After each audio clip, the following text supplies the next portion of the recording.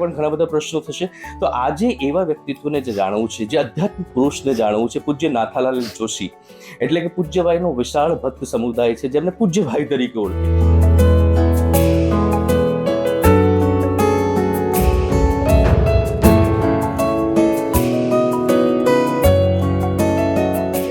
જ્યારે ઉદ્રીકરણ કરે છે, ઉપરના જગતમાં લઈ જાય છે કે જ્યાં શાશ્વત શાંતિ છે, શાશ્વત મુક્તિ છે, શાશ્વત આનંદ છે.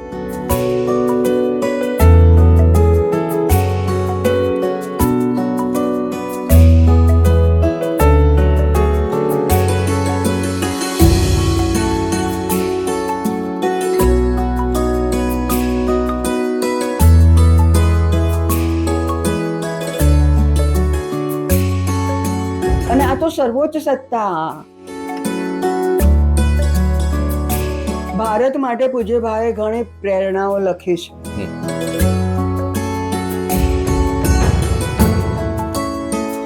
વિશ્વની અંદર અજોડ અનપેરેલાઇડ શક્તિ